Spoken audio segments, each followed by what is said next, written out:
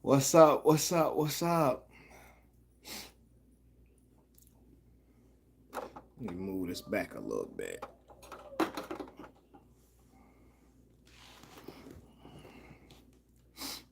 What's going on, y'all? What's the word? What's the word?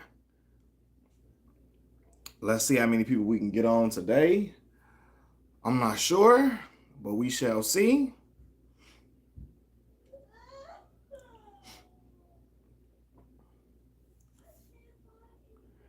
Teron Brown, what's the word, man? How you feeling? Y'all hit the like button as y'all come in for me. I appreciate it.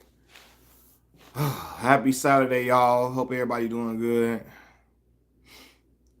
We gonna get to it, Rap God Reloaded. We gonna get to it, bro. We gonna talk about it in a minute. I'm trying to wait until a few more people get on. See how much of an audience we can garner today. What's up, y'all? I hope everybody doing well. Hope everybody enjoying a Saturday so far. So far it's really late now. So it's 9 o'clock in Chicago, 9 p.m. But I hope everybody doing well though. You know? We gonna do some talking in a minute. We gonna do some talking. I agree with your video about Big Meech, and of course black folks be mad at your video because black folks don't like hearing the truth, especially coming from another black person. Oh man, you sick, bro? DJ Wiz 76, man. I hope you feel better, boss. You know, this is the time of that weather change, so I know a lot of times when that weather split and when that weather flip, a lot of us start getting under the weather. I get sick. You know, I be trying to strengthen my immune system. My son go to school. I feel like I be coming, but he brings germs back from school, and sometimes he get me sick. Sometimes I just get sick on my own from laying under the fan a lot.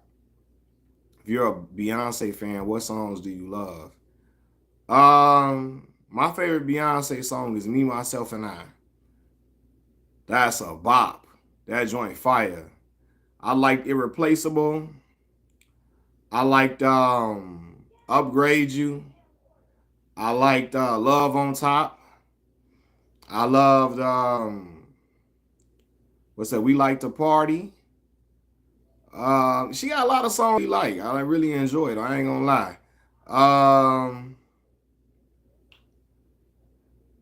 Dangerously in Love was a fire joint. '03 Bonnie and Clyde with Jay and her and Jay. I like that joint too. That's Jay song though, but you know. Crazy in Love, yeah, that joint hard. I ain't gonna lie. They had a lot of people. They had the world going crazy. That's when Monique was hosting the BET Awards and she came out doing a little dance routine based upon that song. I remember that. But yeah, we're gonna get to the topic and then probably the next few minutes. I'm trying to get a few more people to come in, and then we can start talking about what I titled the video as.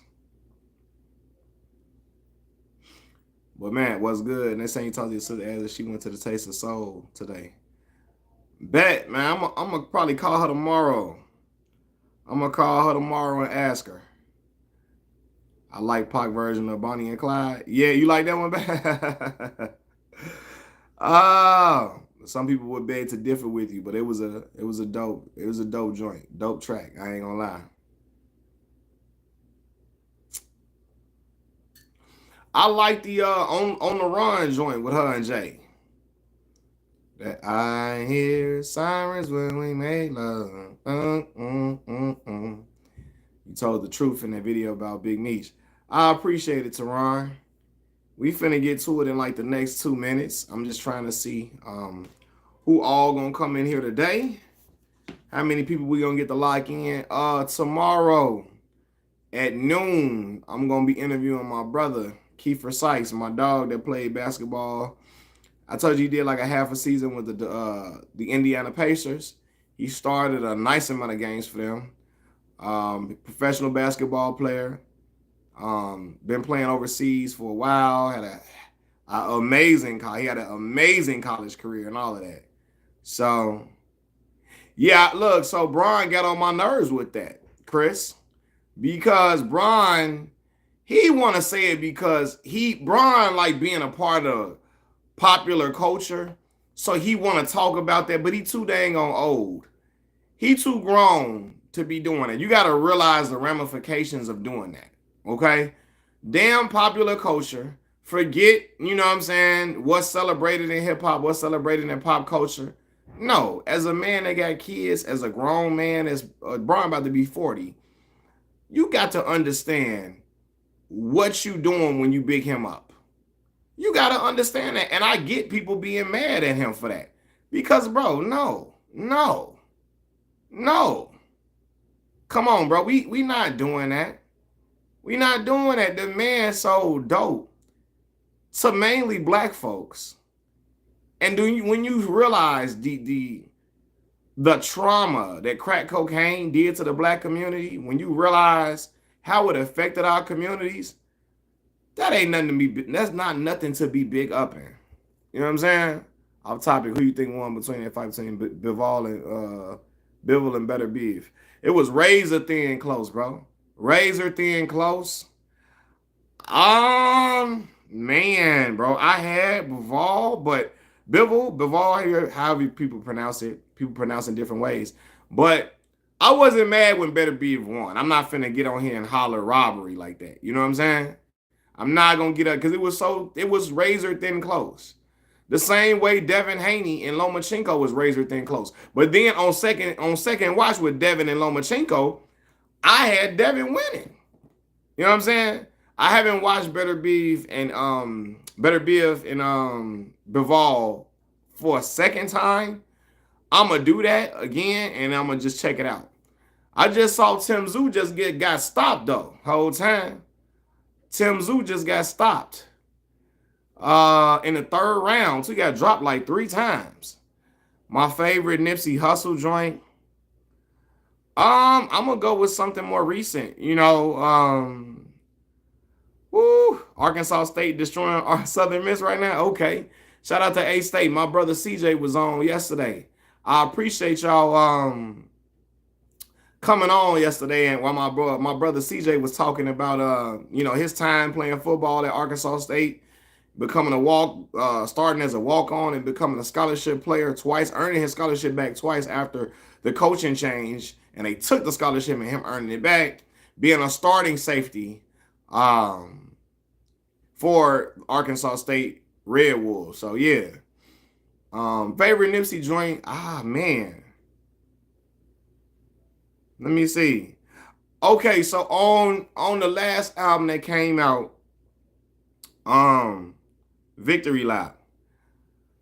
My favorite song on there had to be Young N-Word or Blue Laces 2. Between those two, Right Hand of God is a powerful joint too, though. Right Hand of God, but I really like Blue Laces too, the way the storytelling on there, and then his flow changed on the second verse. A young N-Word, man, that joint hard. That's fire. But yeah, okay. So we finna talk about the boy CJ story is very motivational, man. I'm gonna tell him you said that, Romero's for real. He had a good time getting on, man, and telling his story for sure.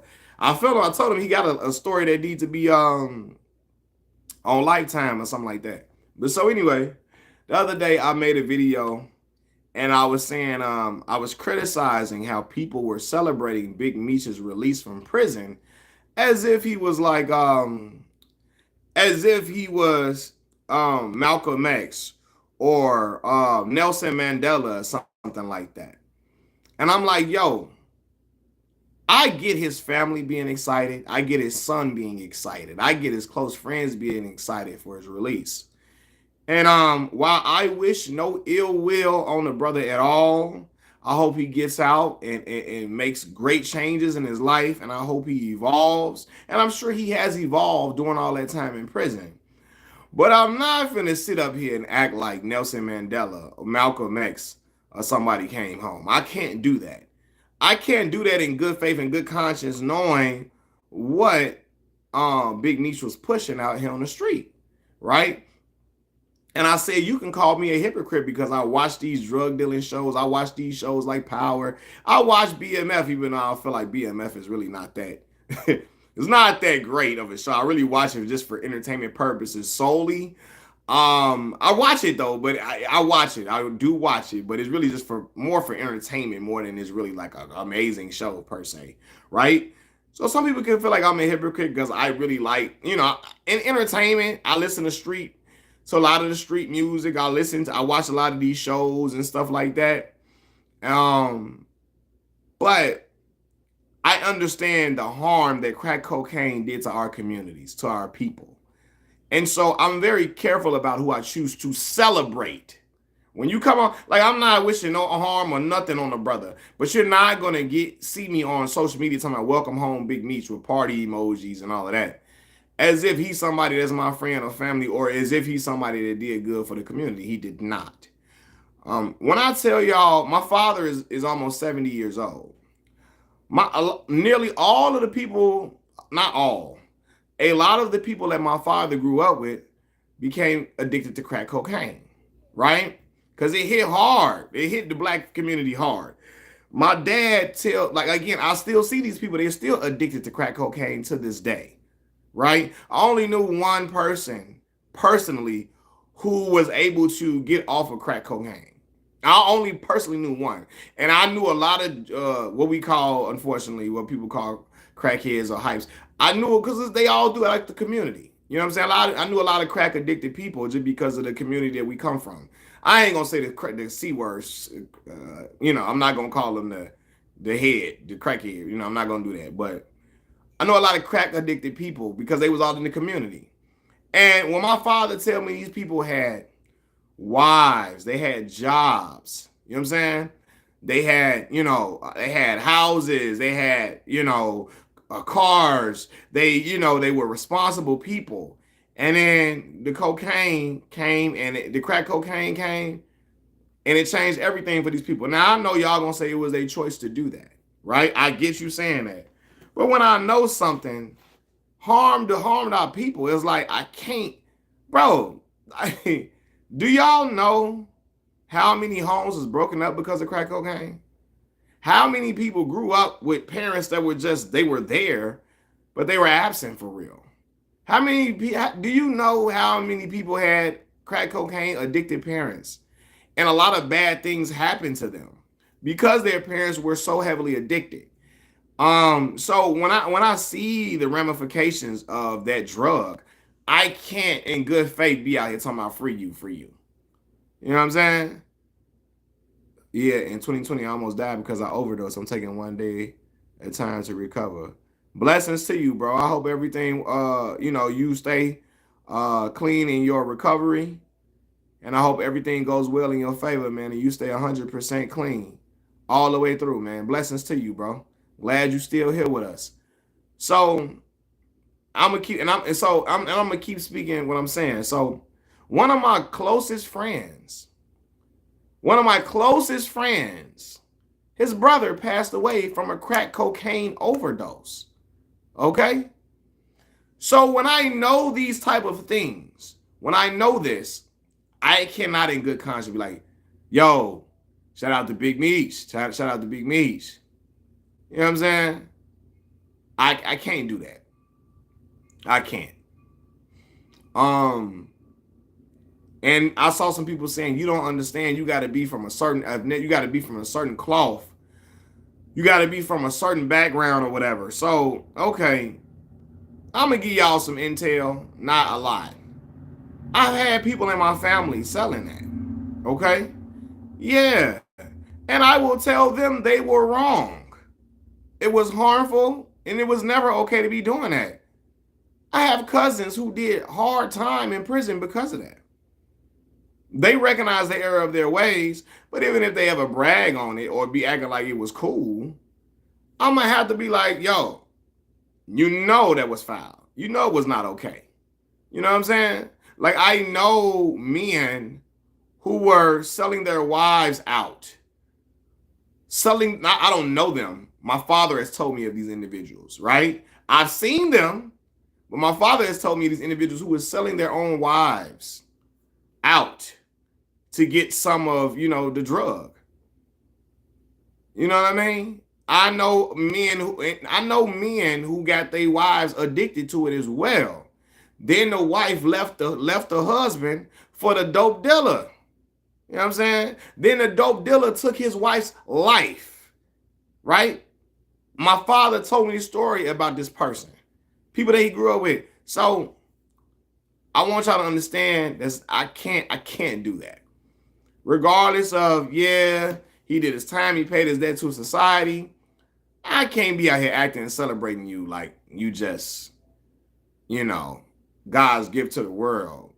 And I get his family doing it, I get his friends doing it, I get his loved ones doing it, all of that. But come on, y'all. Come on, fam. Come on.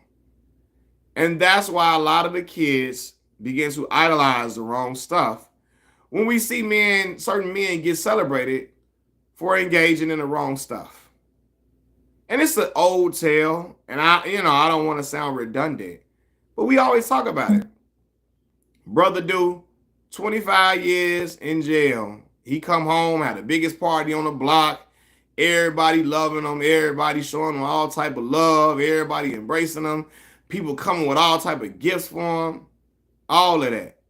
You know what I'm saying? But damn, what did I name the video? It's okay, then man. I'm about to see you said big merch. I'm like, nah. So everybody showing them love, all of they giving them money, everything. I didn't watch brothers come home from college, degreed up, and only their mama, they siblings, and their grandma be like, oh, be there to congratulate them. He don't get no party for graduating. Everybody on the, you know what I'm saying? He don't get none of that love like that. And so that is what is mind-boggling to me.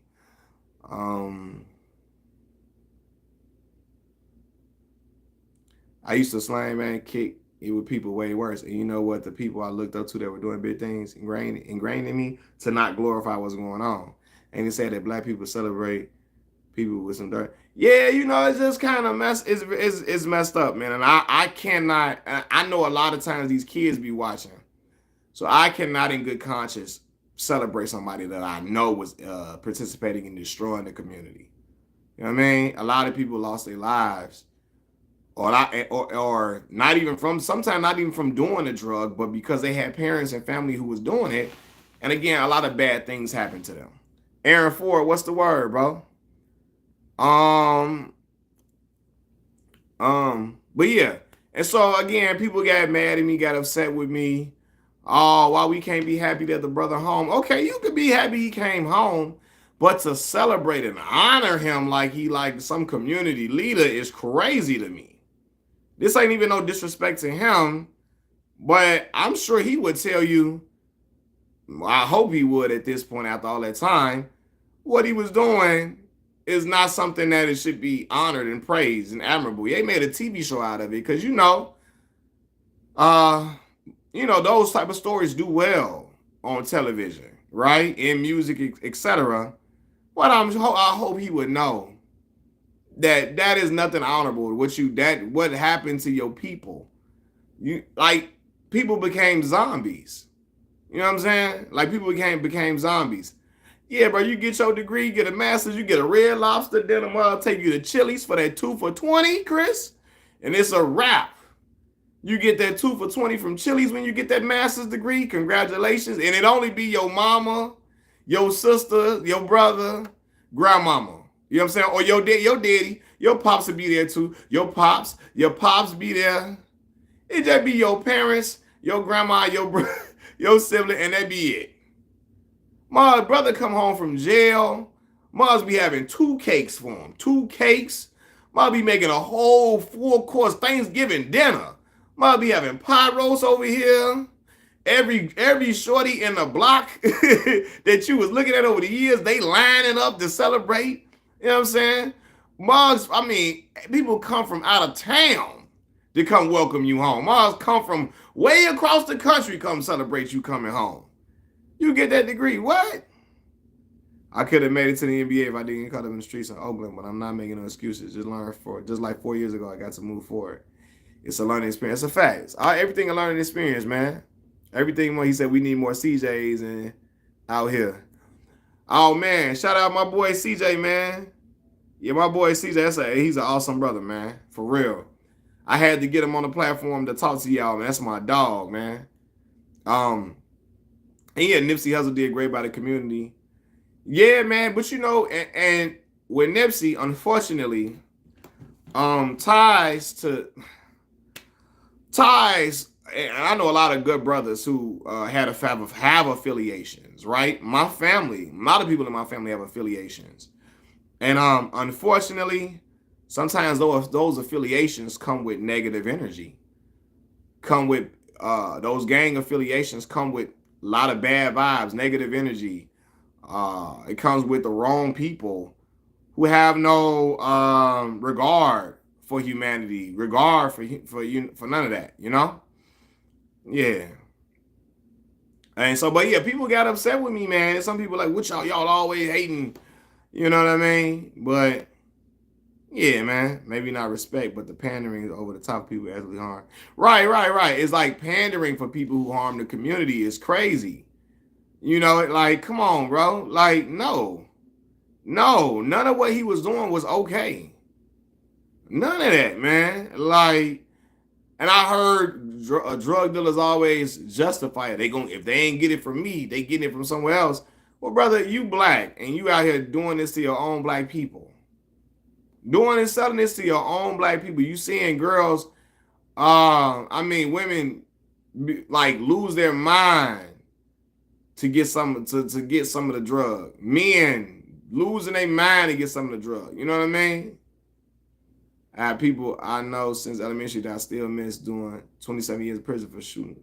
And cousin who got deported and was highly respected by community get his arms and legs broke last month. Yeah, man. Productive people like your homie CJ never get taken serious. I mean, it's sad. Praise them, but won't have the same praise people try to make it out doing something positive. Right. So there's a thing with me too, and I'm gonna say this. I got brothers that see me in my fraternity telling me, you know, the same brothers now. Say certain brothers would be like, oh, Mac, you in a cult, you in a fraternity. Oh, you paid for friends, and you know, you got some follower stuff, and try to talk all this stuff to me about fraternity life. But they be the same brothers praising Big Meech, happy he home, posting up big welcome home, Big Meech, like you know him personally, like this your family or something. And it's a brother that's so dope and led to a lot of people's lives being destroyed. You know what I'm saying? So like, how you telling me, oh man, you part of this, you part of that, and you worshiping a dude who had people's lives destroyed? You know? So yeah, I'm like, so how you coming at me with that? Oh, you're in a fraternity. Yeah, the wrong stuff. Ooh. But the same dudes be hollering free Big Meech to the top of their lungs. Hollering free Big Meech louder than Big Meech's own kids. You know, so yeah. You know, so yeah, that was mine. That's why I made, you know, when I made the video, I said what I said. Some people got upset with me. Yeah, Habibi, like, you know, Brian, my boy, Brian, my dog, and so that's what I said. LeBron tries to come off as relatable to people a lot of times, so he attaches himself to popular culture a lot. So him saying that, welcome home, Big Meech, was him trying to attach himself to popular culture, right? And that was a terrible look. Terrible. And y'all know Brian, my boy. I'm looking like, Brian, what? Dog, you are a man of got 3 kids, 3 children, almost 40 years old. You should be thinking about this. Think about the ramifications of all the dope Big Meech sold. How it affected communities, people where Brian come from. You got to think about that. Like, you know what I'm saying? Yeah, but I think, like you said, LeBron, he's trying to attach himself to popular culture so much sometimes that he'll just shout out people that you like, bro, what? Come on, fam. That ain't cool. That ain't smart to be doing that. And y'all know Brian, my boy, but I'm looking like, Brian, don't try to attach yourself to this popular culture so bad that you shouting out a dude who destroyed lives. especially like people that came from Brown community in Akron. I'm sure he's seen a lot of dudes, a lot of people, women, men who are drug addicted. You know what I'm saying? So yeah, man, you got to be real. Like, nah, bro, that ain't nothing to be celebrating. If a person willingly take drugs from some dealer, should we feel sorry for them? Well, I do try to please the black people that don't like. Only time I heard a Big Meech was in the Rick Ross song. Yeah, Meech was around early 2000 eras getting shouted out by a lot of rappers. If a person willingly, well, yeah, if a person willingly take drugs for some dealer, we should feel sorry. Well, man, I'm gonna tell you this, man. You know, being an addict, listen, I'm not gonna say like it's not a person's fault for being an addict. But during a lot of those times back in the day where it was a lot of people oftentimes use drugs to cope with things. And I feel like that's the wrong thing to do. But a lot of times people use drugs to cope with a lot of the losses that they've experienced. During a time when a lot of black folks going through poverty, a lot of folks was having a lot of issues, with life. A lot of them turned to drugs. And that drug in particular, it was in abundance in our community, in abundance. And, the government brought that over here, for real. And it was distributed amongst the black community. A lot of these amongst the black community, I feel like deliberately. But anyway, and and so a lot of them turned to drugs. And then once they got their first taste of it, they never was able to shake it, It's a dark place, impossible to leave. Same with you. Fake charity. Did one more than good to see community, but people they don't see it. Reaganomics, right? Ronald Reagan them had that stuff all in the community. And then Nancy Reagan started the Just Say No campaign. We looking at Nancy Reagan like, okay, just say no, huh? That's all it takes. Just say no. Yeah, okay. And then when we saw the opioid crisis, the opioid addictions and all of that, now it became the opioid crisis because a certain demographic was being affected more by the opioid crisis more than black people. Black people were not the main victims of the opioid crisis. And so it became a crisis at that point. Very interesting, the choice of words and the choice of the labels put on certain things when certain communities are affected versus others. You know what I'm saying? Like, our community lives in a bizarre where everything good is bad, everything bad is good. True, and some people are more prone to drug addiction if they had a parent who was an addict. Yeah, that's a fact. They're more prone to drug addiction if you had a parent who was an addict. That is the truth. You're right about that.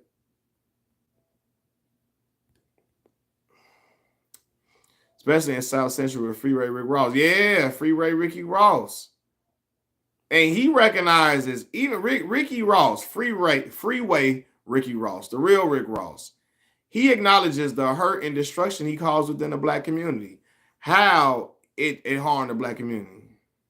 I have to find that Stephon Marbury clip you talking about. Which one? You talking about when the Mecca Okafor? That clip with the Mecca Okafor? Your pain, or you talking about what clip of Stephon you talking about? Him eating the Vaseline or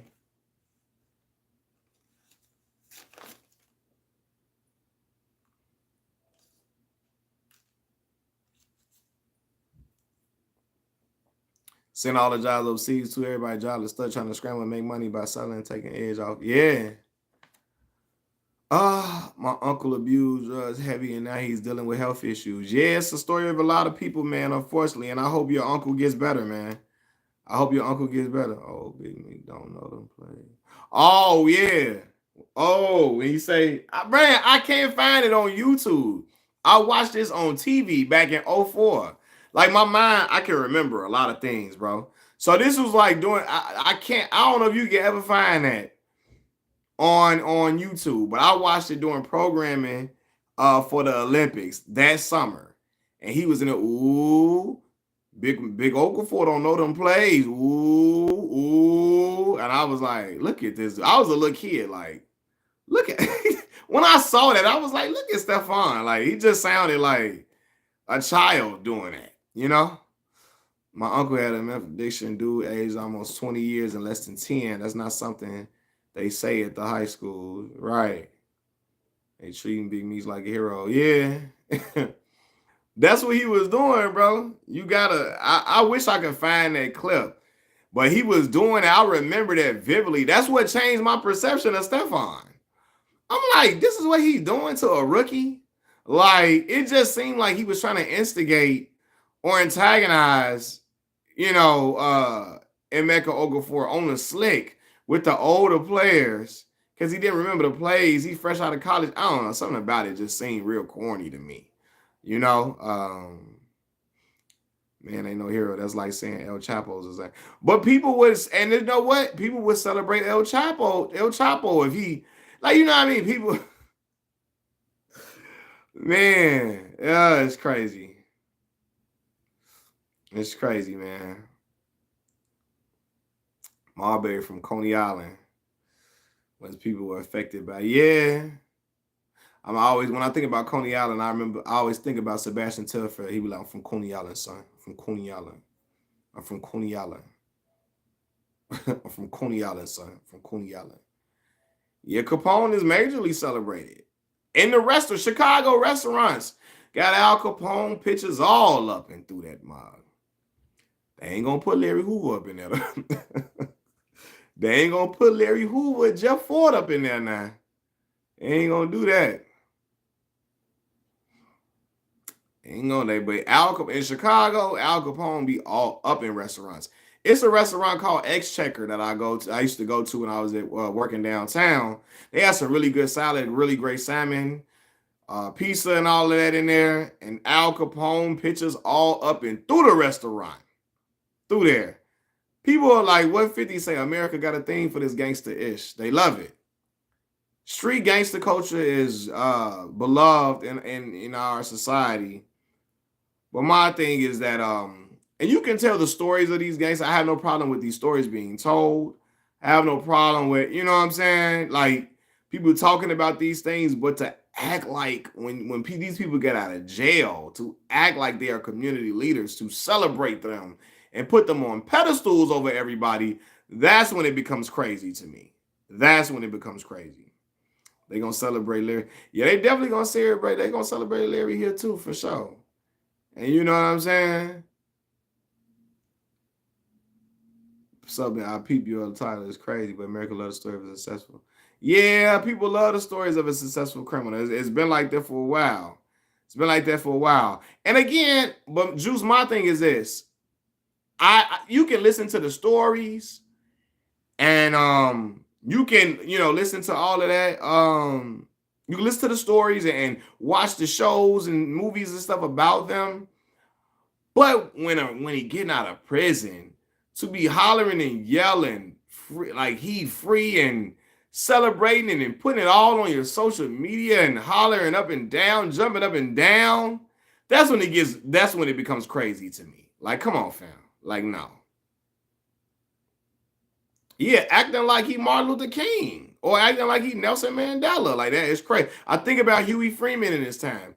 Every Negro that gets locked up is not Nelson Mandela. Yeah, Al Capone was a mob type. The mob gets really celebrated, but Larry Hoover then was street dude, street level dude. So yeah, the mob is really celebrated in corporate America, like in corporate America, amongst the white community. Mob lifestyle, mobsters are celebrated to the highest degree. Highest degree. Yeah, the mob definitely hated black folks. For real. Hated them. You can see that on The Godfather of Harlem with Forrest Whitaker. Boy, the way they throw that N-word around in the mobs, the way them Italian dudes was throwing that N-word around, it was crazy. They did the same thing with Rich Porter. Yeah. And I really appreciate the video you made today about the covert and overt racists. Oh yeah, all love, bro. Yeah, I had to get that off my chest because for several reasons. Covert and overt racism is yeah. Tukey founded the.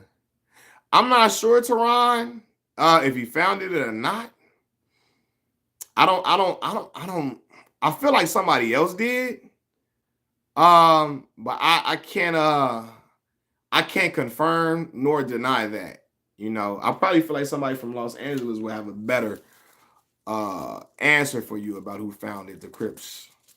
But yeah, I'm not sure.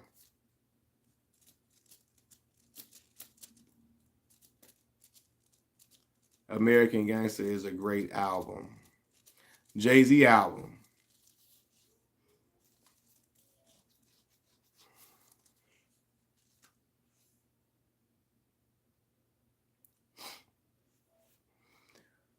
Uh but yeah, man. So dang, what was I saying, y'all? But yeah, man. So I had to just make that video. I mean, I had to get on here and clarify that because people was like, you feel like you ain't connected to the streets. You wouldn't understand. How wouldn't I understand? You know, I did not sell no drugs at all. But I grew up around it. I grew up in the neighborhoods where it was being sold. Got family was selling stuff. All of that. New people around that was doing it. And I seen the destruction it caused firsthand. You know? So yeah, I wasn't selling no narcotics at all, nor will I ever do that. Um, but I know it's not a good look to be celebrating a dude that was out here pushing weight in the community. When you got kids looking at you and they looking like that's something to be that's something to be glorifying. But yeah, overt and covert racism, yeah, man, I had to. Ah, yeah. Black men kill me with that. I respect the racists that's out in the open. And I get what people be saying it's good for it's just better to it's better it's hard for people to decipher racism when it's hidden. I get that. But brothers be out here really saying, you know, I respect people was like, well, I seen some people saying they respect it because they at least see that it's they like when racism is open so they can know to stay away from them. It's there's no trickery with them or whatever. But brothers be saying I respect the open racists just to stand next to them, open racists or to cape for them. That's where the problem comes into me. Saying you respect the open racists, the racists that are out in the open, just to end up caping for them is wild. Because I spoke about how brothers be really aligning themselves with conservative ideals and conservatism heavy. They really identify as conservatives, and so they start talking about this. Man, I respect the racists that's out in the open versus the ones that be in the that's hidden. Man, both of the racism is terrible. Anti-black racism is anti-black racism, regardless if it's hidden or out in the open. And both of them is bad. I'm not gonna shake your hand and feel like you more admirable because you out in the open with your racism. No, I'm not gonna respect you because you would call me the N-word to my face and fly Confederate flags all around me and call me all type of derogatory names and be oppressive to my people intentionally and openly. I ain't gonna respect you no more. I ain't gonna respect you more. I'ma just say, hey, I know who you are. I know where you stand, but I still don't like you and I still don't respect you. And yeah, the hidden ones that's hidden that be hiding it, I don't respect them either. But you really can figure out who, like you can you can still, even when people be trying to hide it, they don't do a good job at it. They don't do a good job at it, even when they try to hide it. So it ain't that hard to even see covert racists. It's very you can identify it the longer you talk to them, the more you have interactions with them. You have a conversation with them. See, pay attention to the things they say. They're not too hard to identify after a while. Not after a while.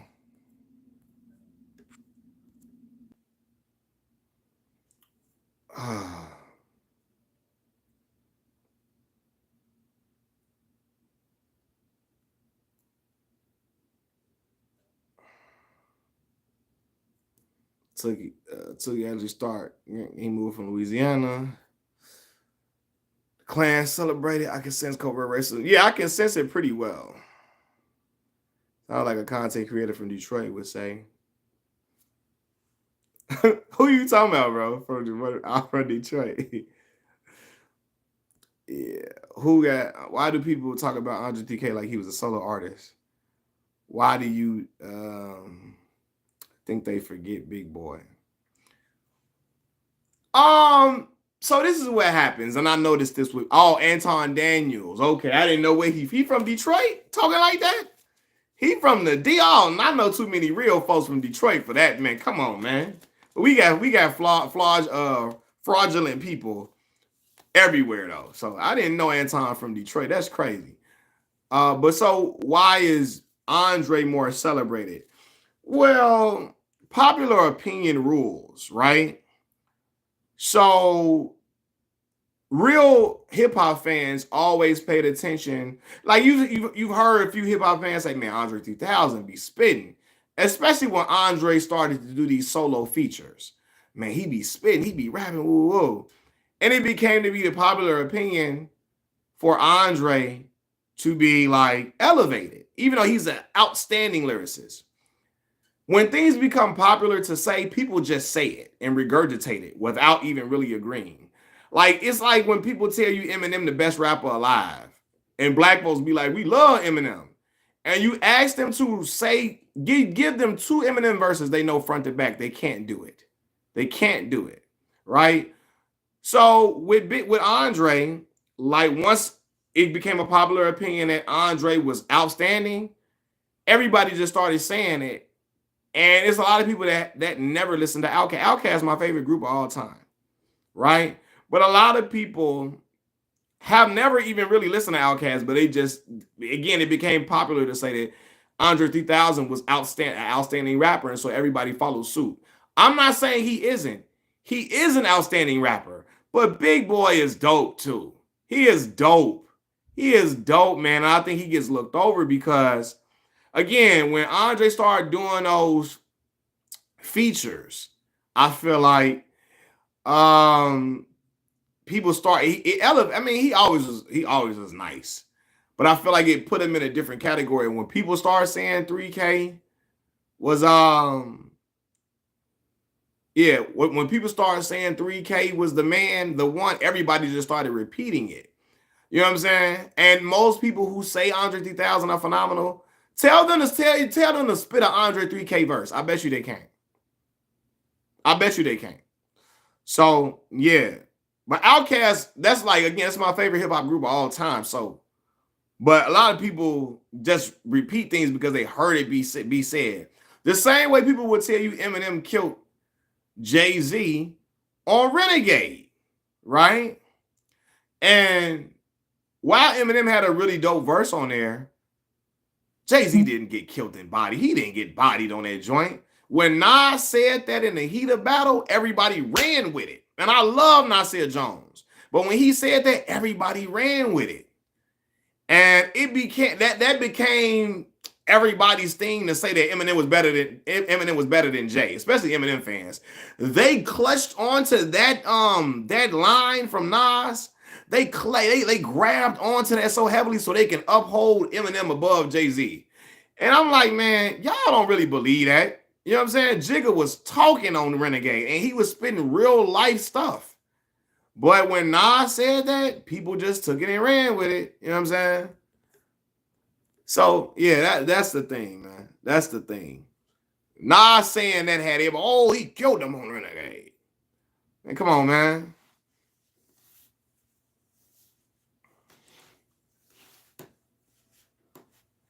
You know what I'm saying? But it's like, I think everybody just, again, sometimes popular opinion overrules and people just say things because it becomes popular. But I think Big Boy should be really celebrated as a phenomenal MC.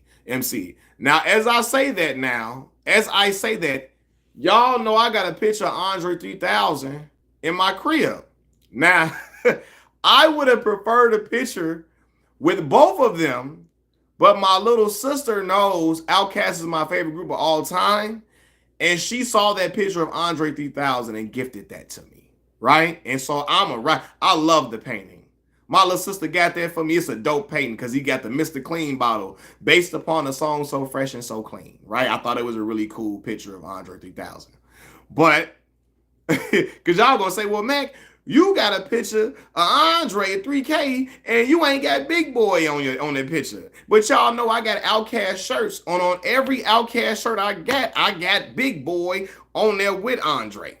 You know what I'm saying? So yeah, but my little sister, no, Outkast is my favorite group of all time, and she saw that picture of Andre 3000 and she got it for me. M did put JayZ above him though. As he should, West Coast, he should. He know better. He know better. JayZ was all right. Have you ever heard all of Eminem's older albums all the way through? So I'm gonna be real with you, Jandro the Ghost. Eminem style in particular. Oh, what's up, cuz? What's going on, my cousin up in here, man? What's going on, cuz? I'm gonna be real with you, Jandro the Ghost. So has never been my favorite rapper. I like certain songs from him, but like his style of rapping is not really my thing per se, especially when he's rapping under that Slim Shady persona. I don't like gore rap. It's not for me. And sometimes his voice becomes annoying to me too at times. So sometimes I can't get past that. And then the content of the music is not relatable to me. Now, I know a lot of y'all are going to say, well, Mac, you don't sell no dope. You don't shoot no weapons. You don't shoot no firearms or nothing. Hacking, but again, I grew up around in that type of environment where this type of stuff was done, so it's not far-fetched for me to hear about dudes moving weight, dudes packing weapons or packing firearms and all of that. You know what I'm saying? But yeah, that Eminem music and you talking about unaliving your mother, I can't relate to that because first of all, black people love that. Most black people I know love their mama. You know what I'm saying? So I can't really relate to that. Then I myself, Jandro the Ghost, I'm not a humongous fan of comical rap like that. There's only certain comical rappers I like. And a lot of them I ain't really big. It's certain other ones I'm really not a big fan of like that. You know what I'm saying? So what was it about what do you say? What was it about JayZ? Was it the way he commercialized hip hop? Well, I would say it probably was the way people like Jay popularized mafioso rap. He popularized mafioso rap, and a lot of people liked it. I like the metaphors, the flow. I like for example, he grew up and all his friends was black. Yeah, West Coast, all his friends was black for sure. What y'all saying? But Eminem don't rap like Paul Wall. He rap like a white boy rap. You know what I'm saying? It's not soul in it. You feel me? So that's why I really I'm not attached to it like that. It's not no soul in his music. I like rap with soul in it. Like Jadakiss, We Gon' Make It feel like a Negro spiritual. And a white dude, Alchemist, made that beat. You hear me? So, like when I hear We Gon' Make that I feel that in my soul when I listen to that. You feel me? Like there's certain songs when you hear that, you be like, oh my, like what? You know what I mean? Certain things just it gives me a different feel, I would say. So, and I've never really felt that with Eminem. Even as a kid, I never connected to it for real. You know what I mean? But again, Paul Wall is a Southern white guy. Of course he would be different. I mean, yeah, he's Southern, but Paul Wall could have been rapping like god dang on, I don't know. Something different. 50 has grittier songs than Eminem. Well, yeah, I mean, I guess I really wouldn't know because I ain't really listen to Eminem like that, but yeah. I really don't even think Eminem trying to act black because he don't rap like a black artist would rap. I really don't think he's trying to act black. I just think yeah, it's just not for me per se, you know. I liked a lot of artists I grew up on the early 2000s, but I rap. Don't like the actual content matter, but he was a crazy writer. But yeah, JayZ more respect to a wider range of audience. Um, I like M. I think he's talented lyrically. Yeah, he can rap. I'm not saying he can't rap. I'm just saying it's never been for me per se. Um, yeah, it's never been for me. So that just I'm from Detroit. Nobody rocks with Eminem. Death Row, Tupac versus Bay Area Tupac. Which one do you like better?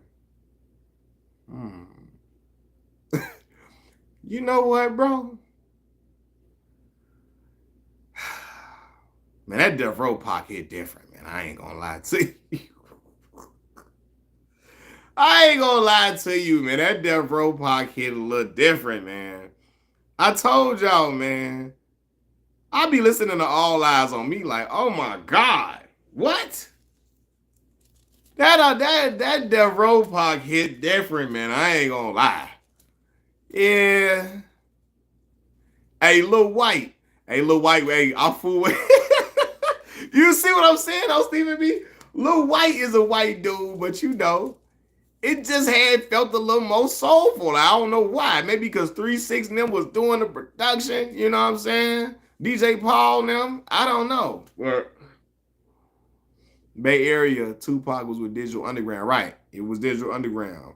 I like the Digital Underground Pac though. You know what I'm saying? Still down with the underground. Like I Get Around, I love. It's one of my favorite Pac songs. One of my favorite Pac songs, I Get Around. But man, when I hear him over them Daz Dillinger beats, and come on, man, listen. What? Listen, man. Ambitions of a Rider. Hey, that's the opening song on All Eyes on Me, ain't it? Yeah. Ambitions as a Rider. When you start your album out with that, come on, man. I may not have agreed with a lot of things Pac was doing during the time he was with Death Row. I disagreed with a lot of it. But the music, though, All About You, every other city we go, every other bit, it's all about you. Come on, man. Nate Dogg now with him over there with Nate Dogg now, man. That just, man, two of America's most wanted. Him and Snoop going back and forth. Lil Wayne body works more prominent than any rapper in history. You think so? I say Pac's subject matter was a lot better than Wayne's, for sure. Wayne is a really great rapper. My problem with Wayne is that his music never matured for me. You know what I'm saying? It never matured. Pain, yeah. For sure, man. Yeah, man, y'all name some joints. Black Thought, in my opinion, is provided consistent. Black Thought is outstanding. Outstanding MC. You hear me? Shout out Black Thought. Death Certificate, the best West Coast. You talking about Cube? Cube. Shout out to Cube, man.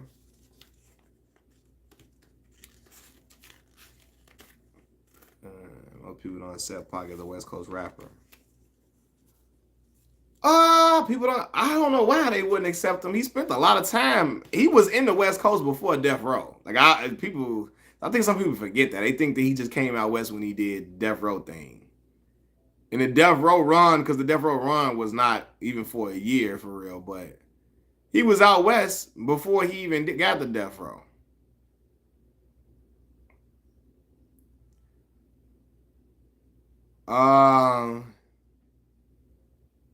When dudes die, they get put on a pedestal. I mean, I agree. Jada said it might find your man dead in the ocean. He be all right, though. You know, dead rappers get better promotion. But what I'm saying is that, again, I just feel like Wayne's Sci-Hi can really rap. Sci-Hi be ghostwriting for Ye a lot, too. Let me see. I hate how the hip hop awards on the other day, but so many legends of hip hop didn't attend. Yeah, man. I remember I used to watch all them shows. I stopped watching them BET Awards and stuff a while ago. Um, what's a female rapper you would go to bat for? I think Rhapsody is really dope. Female rapper I really go to bat for. Um, I mean, I'm trying to think of all the female rappers that I really, really like. Man, so I was listening to Mary J. Blige. Uh, I can love you better than he can. And Lil Kim verse on that is phenomenal. Like that is a phenomenal verse. That's a flawless verse. You know what I'm saying? Now I told y'all I can't. Yeah, Lauren Hill, Lauren. Well, I told y'all. Yeah, yeah, that verse on with her on I Can Love You Better with Mary J. Blige is phenomenal. She's rapping about big. But I told y'all when sometimes female rappers get to going overly super sexual, I can't be it fly. I kind of that's when I depart. And I'm not mad at them rapping like that. It just I can't relate to that. You know what I'm saying? So I have to like remove some of it. I'm like, I gotta move forward. But yeah, Rhapsody is phenomenal. Kim, Lauren Hill, yeah, MC Light for sure. Like, um, Nikki might be the go female rapper. She's out doing every female rap. I mean, Nikki had a phenomenal run. I'm not gonna lie. I ain't heard nothing recently for real, but she had a phenomenal run, without question. Without question. I really thought Eve was dope. I thought Eve was a really dope rapper. Oh man, Missy. How can I forget, man? I was a big Missy Elliott fan. I appreciate that, Teron Brown, because I was a big fan of Missy. A left eye verse on You Know What's Up with Donnell Jones, Stephen B. What? She was floating on that verse, man. Floating on there. You seen the young boy right now? So now, hold on. The ruler's back. I ain't gonna lie, the ruler's back. Hey, Glorilla got some joints. She be rapping. I guess because she got that raspy voice. Some dudes be like, hold on. Like, I ain't not there 7 p.m. Friday, 95 degree. Like when you hear certain tracks like what's that joint she had with Yo Gotti? Dang. You know what I mean? I think a lot of dudes would probably listen to what you call it, because she got that raspy voice and it sounds aggressive. And some people, a lot of men can really fool with her because of how her voice sounds. Glorilla, I'm talking about. He said Lotto thick. Lotto can rap too, though. She can rap. She can rap. I heard her rap. Lotto can rap too. Now, but again, I'm gonna be real with y'all. When I hear too much about, women, when I hear the women talking about licking too much in their lower body areas, if it's too much of that on a song, I'll be like, all right, I got to move past this joint here. I can't. I got to move past this joint. I can't just be sitting here riding out the bump into this, y'all.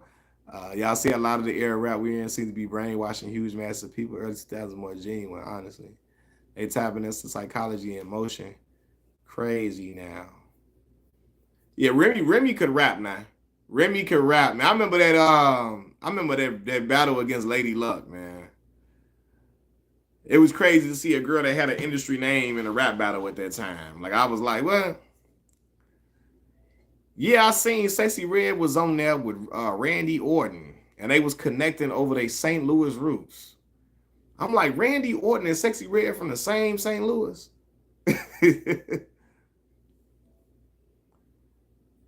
Meg Thee Stallion did a remake to Tupac's N.I.G.G. Yay. Bang, smoke weed all day. I think I heard about her doing a remix of that joint. I gotta listen to it.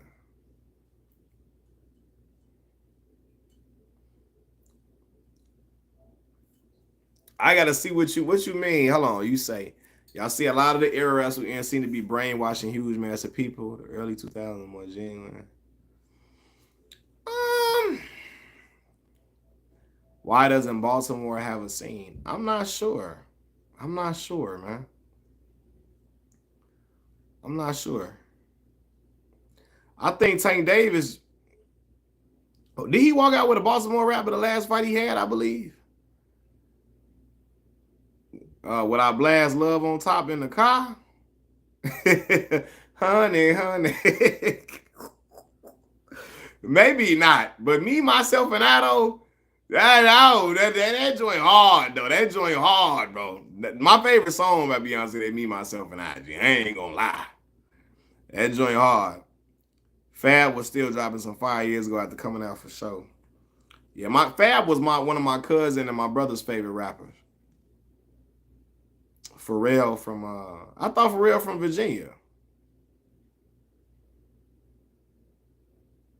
Mercedes, yeah. I remember Mercedes.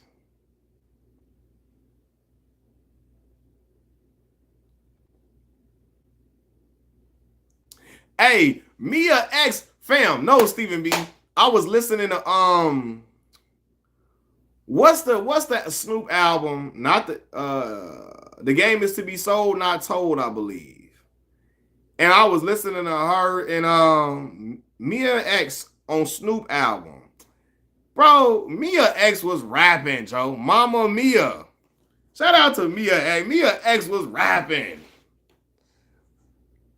Baltimore's reputation in Doug, I don't know why he doesn't even have like a Chief Keef, not even a Common or E40 local celeb rapper. I don't know. That's your favorite beat song too, Me, Myself, and I? Hey, that Me, Myself, and I joint. That's tough. That's one of my favorite. That's my favorite joint from her. Hey, Mia X was rapping. She from New Orleans, yeah. You ain't like Charlie. I like Charlie Baltimore, man.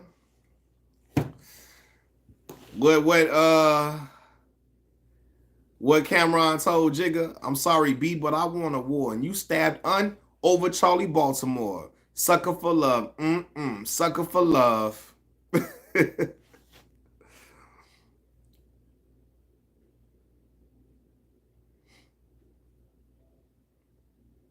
That what he told. Jigga told. Cam told Jigga, you stabbed Un over Charlie Baltimore. Sucker for love. Sucker. Hey, you gotta love it as a what you call it? You from that's a hit. You from Chicago. You mess with the younger rappers from there. When you say the younger rappers, so I'm gonna tell you who I listen to. U36 and Sean Clintons with jeans on. How the King of New York rocking Sean Clintons with jeans on? What is it? And he 42. He kept changing his age. He 42 years old. Hold on. So when you say the young, what mean the world? Hold on. Stephen B. What he say? And Shy, I'm Mike. Boston, I'm Kenny. And Miami, I'm Timmy. And Phoenix, I'm Penny. And hey, hold on, Stephen B. We better go. What mean the world to you? Hey, Cameron was killing that joint. Hey, what mean the world to you was the joint? But fellas go, ladies go. Hold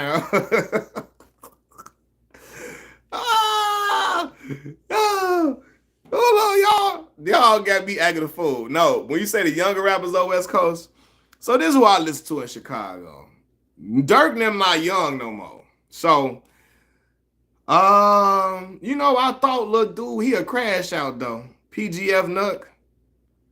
He crashing out like a mug. I like Shoebox Baby. I'm trying to think of the younger rappers in Chicago. Y'all gotta throw some names out there for me. People might say Polo G, but I don't know how old Polo is. But Dirk my age, for real. Yeah, so that man, I wouldn't consider him a young guy. Hold on. Summer in Miami. Summer with Miami. It's a summer with Miami. Spending my summers with the top drop low. Throwing my hundreds at the top. Nah, that's my joint, Chris. I want to put on all white every time Summer with Miami come on. I feel like I'm supposed to be in all white on the beach in Miami, riding around with me and my boy now. You feel me? Acting a fool. Her about what? 27?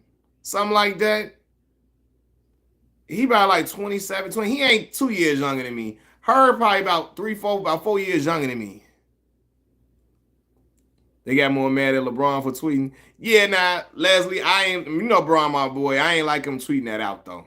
I feel like, yeah, Dirk just turned 32 today. But I'm going to be 32 in a few more months, though. So, we really the same age, born in different years. But in a few more months, I'm going to be 32, too. So, I say we the same age. He just turned 32 today. Dirk did, but, yeah. He born 95? I thought he about, yeah, he 95. Oh, okay, well, he is 29. Okay, got you. I thought he was like 4 years younger than me. Yes, I don't classify her and them as young no more, because they older. You heard Dark Time? Yeah, he did. He did. A lot of the Chicago rappers, but they younger than Chance, Jay Common. Yeah, Vaughn's around my age too. Yeah. That Muslim still. Yeah, in Chicago, well, I ain't gonna say in Chicago, they don't, because we not, like in Philly, I know a lot of the street dudes be Muslim. But in Chicago, it's become a thing now. A lot of the street dudes be joining the Islamic faith. You know what I'm saying? Hey, now, Stephen B., you remember that Kurt Cobain's mixtape, The Progression 2?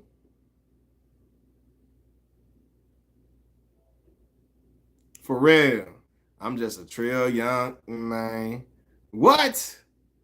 I know they talking. And that was my joint. That came out like 2012, my freshman year of college, second semester. Kurt Cobain dropped that Progression 2. What? I knew you knew that, Stephen B. He was going crazy on there. Say hello, gotta do what I do, let me go. Hey, Kirko was snapping, man. They say Islam ain't no joke. Yeah, the nation ain't no joke. The nation ain't no joke at all. One of the boys I went to school with is FOI. He went to jail when he was younger, got lost in the streets. He came out of jail, changed his life around. Now he is FOI, Fruit of Islam. The security detail. They do not be playing either.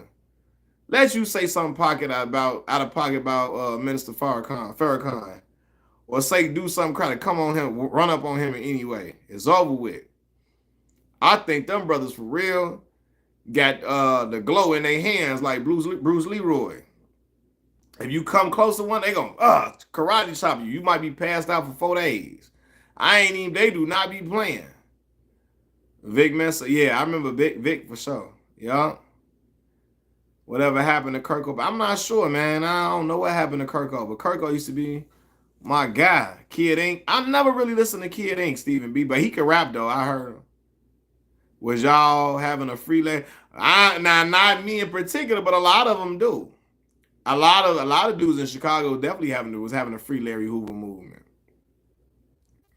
Now I'm gonna get some of my cousins and uncles to ask them why would they holler that out? I'm gonna ask them. I'm gonna ask some of folks now. Some of the folks, why are they having a free Larry Hoover movement? Why is that important to them? Why do they feel like, I'm gonna ask them though. I'm gonna just ask them.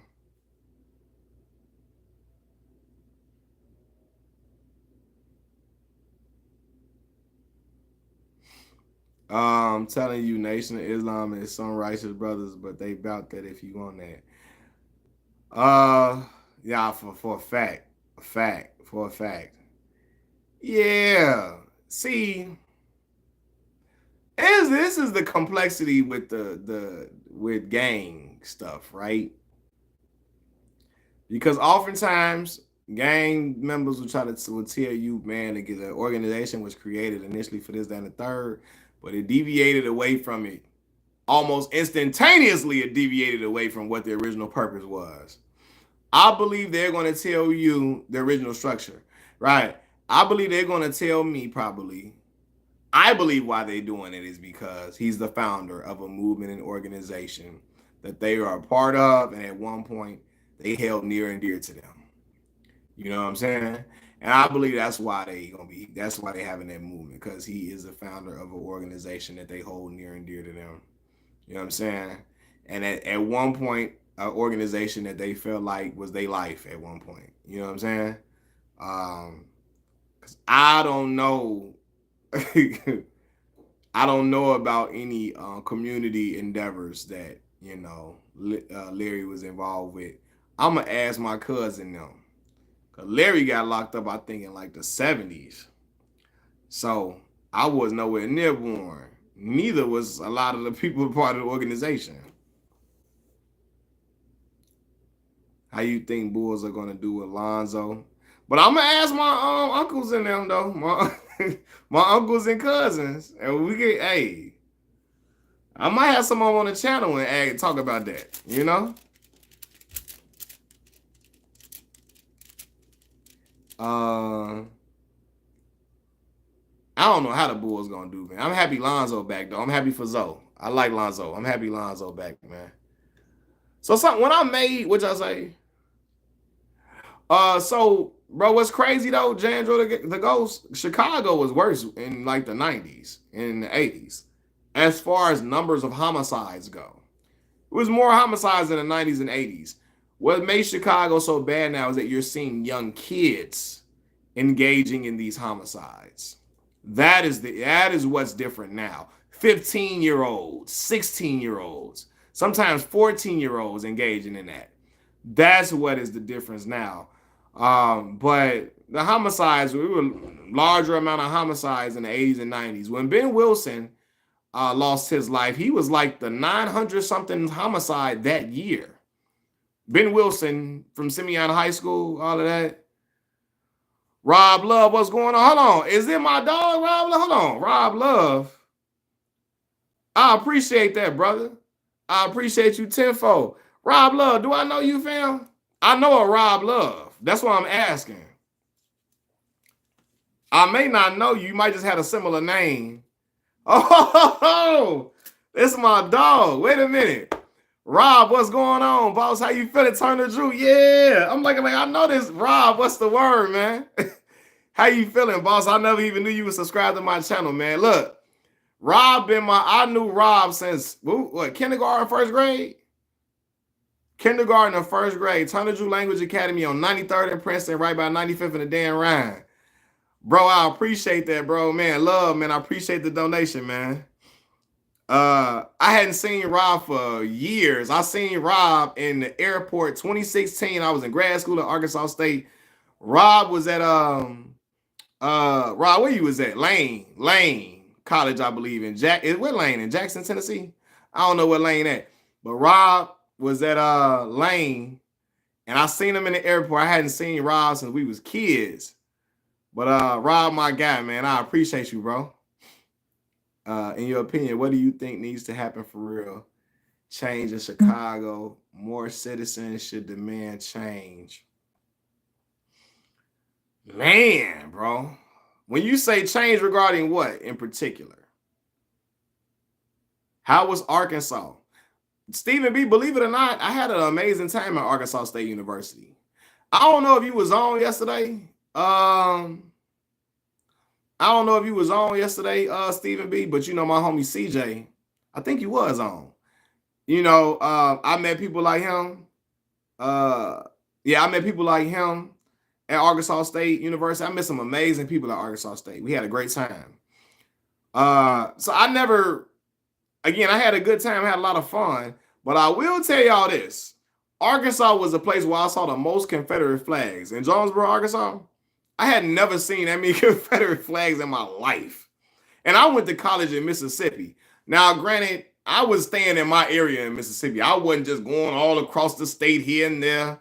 None of that. I wasn't doing none of that. You know what I'm saying? So I was in the Delta, in Itabena, Greenwood, Indianola, Greenville, you know what I'm saying? Clarksdale, Cleveland. So I never really, it's crazy. I never really saw a whole bunch of, now the Mississippi State flag, the Mississippi State flag got the Confederate flag in there. But Arkansas, Jonesboro, Arkansas, that's where I saw the most Confederate flags in my life.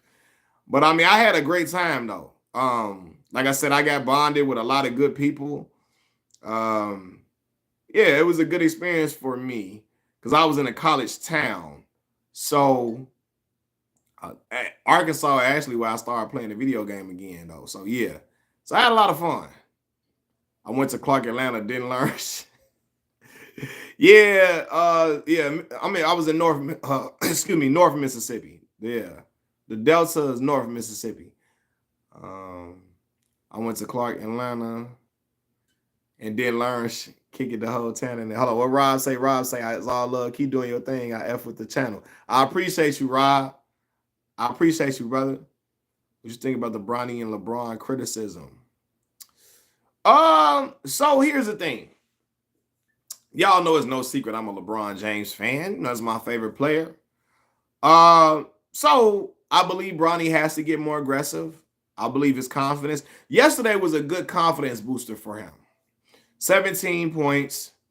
It was a blowout, but it was good confidence booster. The more reps he gets, the better he the more reps he gets, the better he plays. He's a player that needs time on the court. So you got some people who are really rooting for Bronny to be a bust because they don't like LeBron James, and that cannot be ignored. It's a lot of people who make Bronny James LeBron content because they hate LeBron. Then there's a segment of people who I guess feel like, yo, we don't think Bronny that good or whatever. But you know, criticism is going to come because that's the sports, it's the sports world. But I believe he needs time in the G League, get his confidence together. G League, he'll play a lot of minutes in the G League. You know what I'm saying? He'll get a lot of minutes in the G League, man. So I think he gets some time in the G League, get a lot of reps in, he'll be fine, man. He'll be fine. I don't think he's gonna be no superstar, but I think he can be a very solid 3-and-D player. For sure. For sure. But I just think he just got to get his confidence up, man. He said, I'm a LeBron, old school LeBron hater, and I even came out to defend LeBron for the first time ever. Yeah. Yeah, man, it's a lot of people that just, they rooting for Bronny to fail because they don't like LeBron. Georgia beats, I saw that. What you think about Quincy? Quincy who, bro? With Bronny, just like a lot of people, we trying to criticize those folks before they even get their feet wet. Yeah, man. So, Bronny was a 55th pick in the second round. People act like he's supposed to be great. So, yeah. So, okay. And I told you, I remember when Bronny got drafted, he averaged like 4 points a game. And people were like, man, ain't no dude averaging 4 points getting drafted. Bro, he got drafted in the second round. And then he got drafted in the second round. I told you, I remember Daniel Orton, big man that got drafted from Kentucky. He averaged like 3 points a game. He like 6'10". He averaged like 3 points a game and got drafted. His stats were worse than Bronny across the board for the most part. And he got drafted first round by the Orlando Magic. So a lot of people was just saying certain stuff, and they don't watch basketball enough to see that people with a lot of bad stats have been around. You know what I'm saying? So yeah. Hold on. It would be crying shame and embarrassment if Bronny turns out like Kwame Brown a bust. Well, Kwame,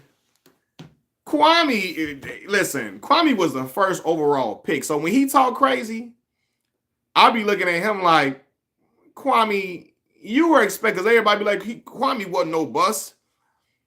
Yo, yes, Kwame was. I know people want to be nice, but Kwame, I don't feel the need to be nice to Kwame because Kwame be trashing other black men just the same way, like he criticized Stephen A. Smith for doing.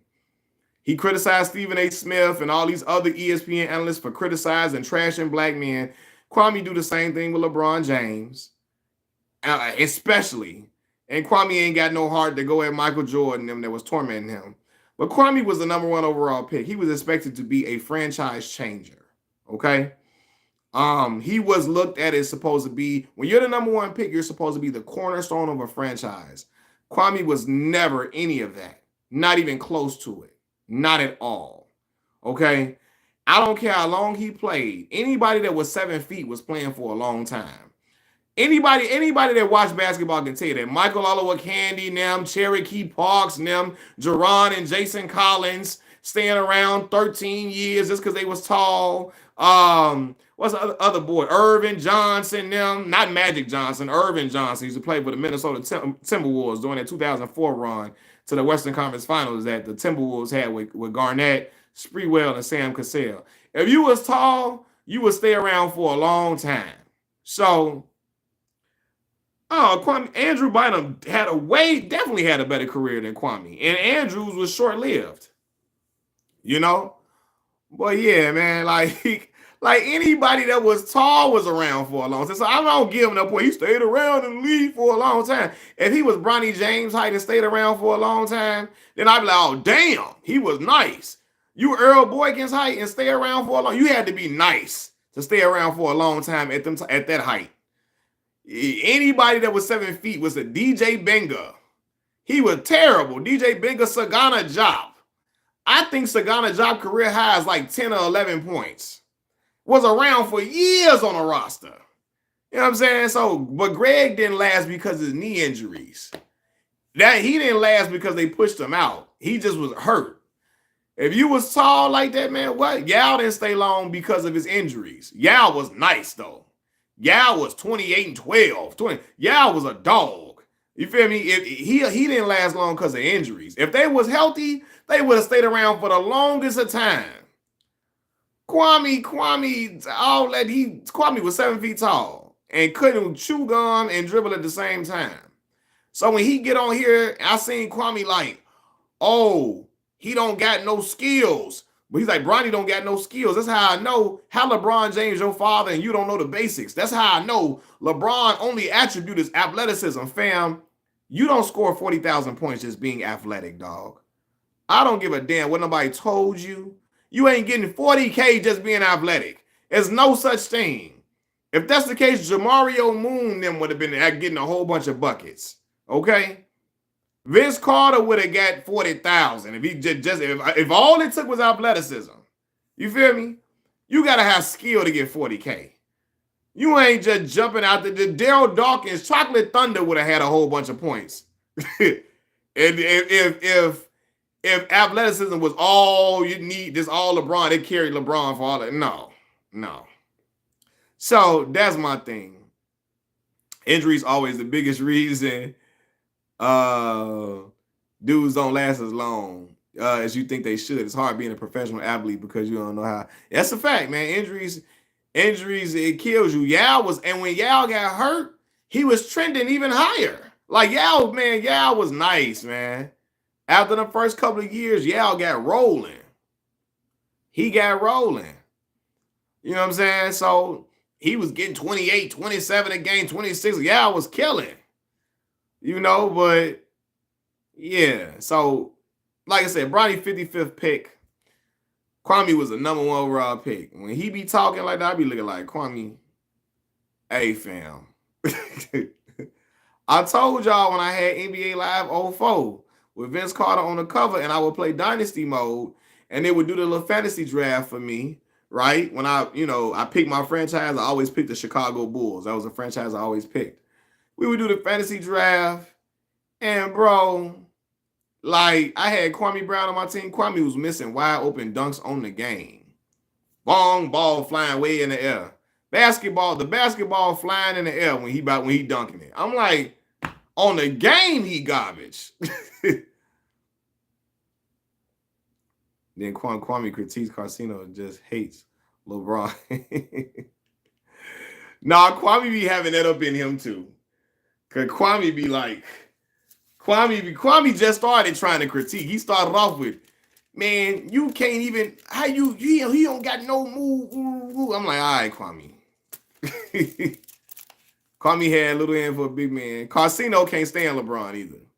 He can't stand LeBron. Chicago, that's the Chicago Negro stuff there. Chicago Negro, except me. Me and Antoine Walker, the only Antoine Walker, the big walk, employee number 8.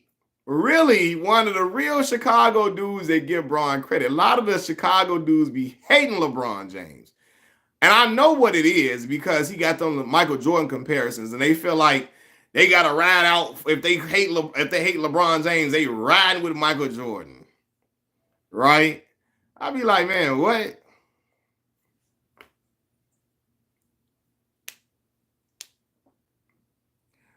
Hey, no, look, Stephen B. I forgot Kwame, your South Carolina brother. My bad. I just thought like, yeah, Stephen Kwame from South Carolina.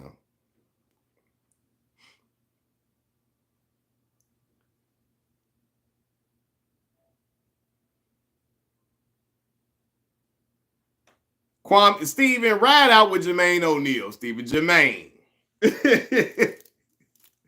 Ride out with Jermaine. Jermaine was the one.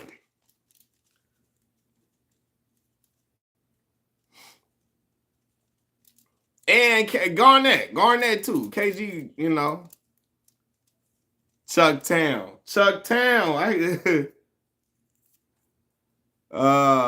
Jermaine was the one. Jermaine and KG.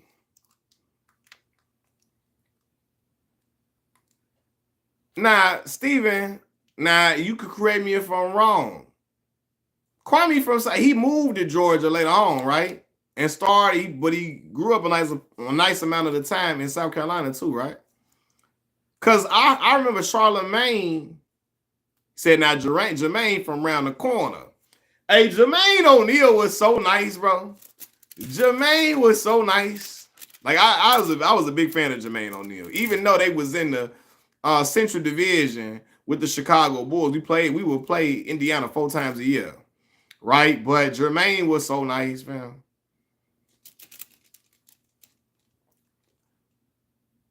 And Garnett was a great player. He just talked too crazy for me. Garnett was talking way too crazy on the court. He was nice though. KG was nice, phenomenal, but he would just talk so crazy on the court, and I was like, what is wrong with this dude? He be calling people BITCHs and stuff. I'm like, fam, we got to bust your head on this court now. You be talking wild. KG had mind control. KG would be calling dudes BITCHs, MFs, all type of crazy stuff. Like, it would just be wild. You like, Joe, what? We gotta fight that because you just he would go way too far. Like, fam, what is wrong with you? I remember my cousin, my homie, my right-hand man, his cousin was Gennaro Pargo. Gennaro played for the Bulls. I don't even know if some of y'all remember Gennaro Pargo. Gennaro got into it with KG one time. KG spit on his shoe. Right? And he's like, him and KG about to go at it. And you know, Gennaro like 6'1". KG 6'11", 7 feet. Yeah, KG from South Carolina, man. South Carolina brother came to Chicago for his last year of high school. That's why I be telling people, leg KG from South Carolina. Chicago be trying to claim Garnett. Stop doing that. He was here for 1 year. That is a South Carolina brother. If Garnett was trash, Chicago would never be trying to claim KG. But because KG a Hall of Famer and was a dog, we beat Chicago. No, that's South Carolina brother. That's a South Carolina brother. He was here for one year, not long enough for you to be from Chicago. He's South Carolina through and through. He from New York, I thought. You ain't thought that. You ain't thought that. Whatever happened to Steve Nash? Well, Steve just got old and had back injuries. I know Amari Stoudemire became a Hebrew Israelite, but I used to watch the Suns lose a lot.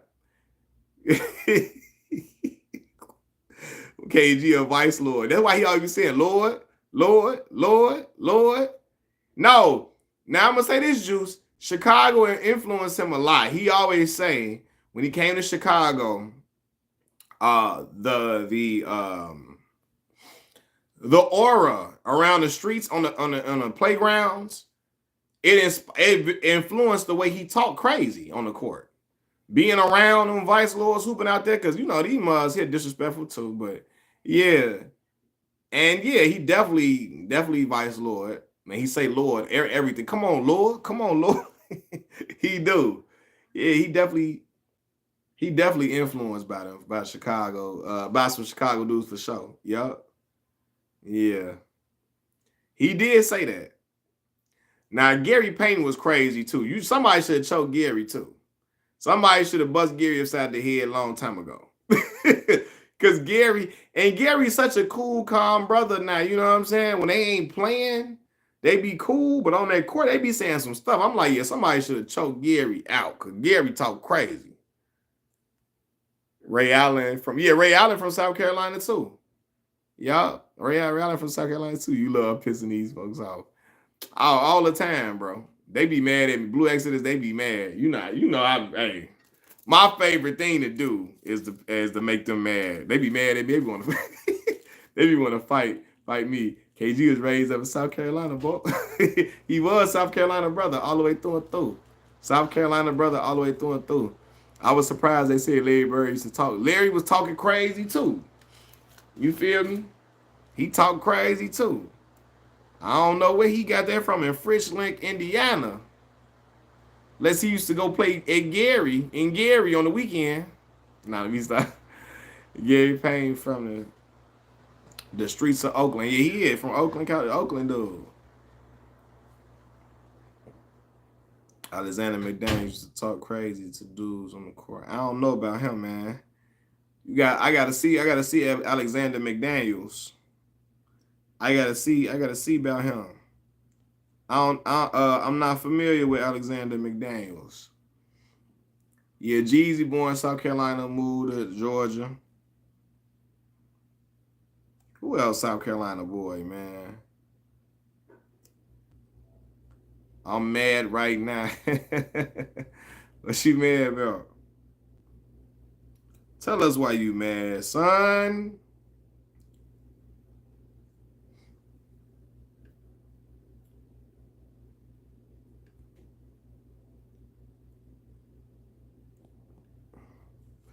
Do I watch Gil's Arena? I'm gonna be real with you. I only see the clips. I don't sit and watch Gil's Arena for real, y'all. I see clips from the show though. I see clips, but I don't really sit and watch it though. You know who else was born here? Alex English. Alex English, also a brother of Kappa Alpha Psi. Shout out. The news be everywhere, man. Shout out to the brothers of Kappa Alpha Psi. Alex English is was a dog though, for sure. Alex English. Shout out to Alex English. Alex English got like 20-some thousand points, don't he? 25, 24,000, something crazy. You got something. Alex English got a lot of buckets, man.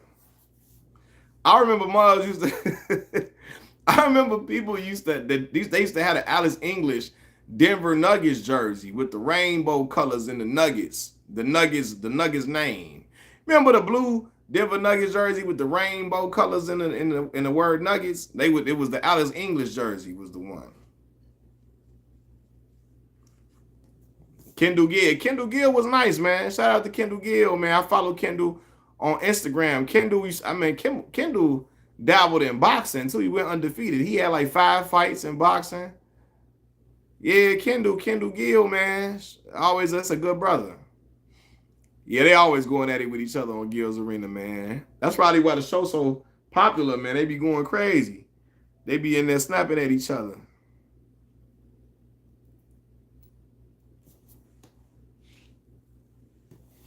Hold on. What the hell I just dropped on the floor? Oh, shit. Hold on. I dropped something on the floor.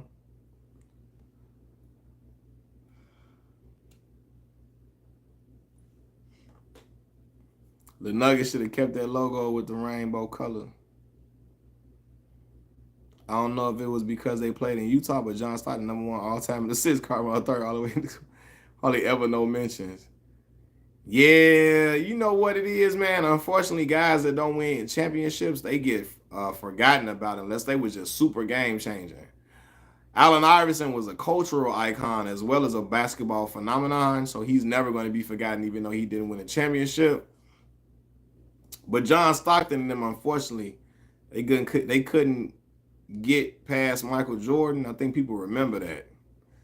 So I think they get, yeah, and they were in Utah too. I believe that too. I believe if they were in New York, I believe, because I feel like Patrick Ewing, well, Karl Malone got that other stuff on his name too. That's bad. But even before they got discovered, I feel like Patrick Ewing was getting more shine than Karl Malone because Patrick played in New York, so I guess is what it was. West Coast, man. All love, bro. I appreciate you popping in, man. Y'all get on with me at noon tomorrow. I got my dog getting on there with me at noon, man. He gonna tell y'all about being playing in the league and playing in the G League and being getting a scholarship to play Division I basketball and all of that. John Stockton got on 15,000. He got 15,000 assists. That's crazy. And John wasn't even missing games for real. That's how you get that record. Not missing games and then playing with, he played with, not just because he played with Karl Malone, but because you got to be the one throwing them, dishing them joints out. But yeah. Yeah. John Stockton, and he got a lot of, is he #1 in steals too? I think John Stockton might maybe not. I think he #1 on the steals list. Yeah. Otis Thorpe, the best power forward ever. He better than Tim Duncan?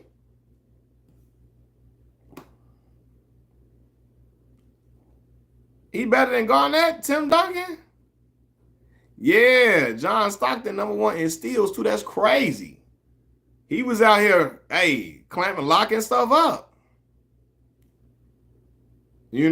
So yeah. For real. King Hudson trolling. Gotta be. Gotta be. He talking about Otis Thorpe. He finna holler out Othello Harrington. Othello Harrington better than the best power forward in a minute. Might as well remember Othello Harrington, left hand. Othello. Moses Malone. Moses get a lot of love, though. Moses was a dog, though. Moses was a dog.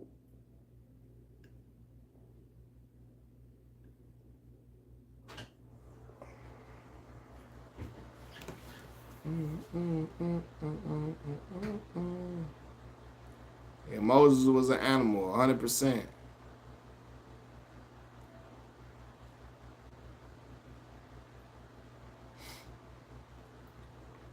But nah, man, for sure. But y'all get on there with me at 12 noon tomorrow. We're gonna do some talking and whatnot, man. But yeah, man, but right now, man, I'm finna get off this thing, man. I appreciate y'all locking in with me and getting on with me, man. It means a lot to me.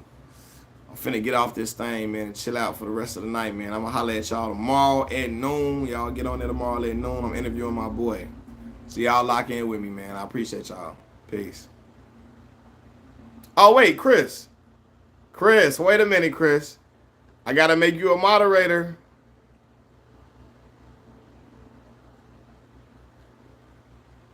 Hey, before I got off, I had to remember that, Chris. I told you I was gonna make you a moderator. I got you, my boy. I got you, big dog. So now you a moderator, fam. I had to remember I was supposed to do that, bro. My bad, dog. So, yeah. Now that I done that, and I remember that, now I can get off, man. But you locked in on here now, man. I'm gonna holler at y'all. Peace.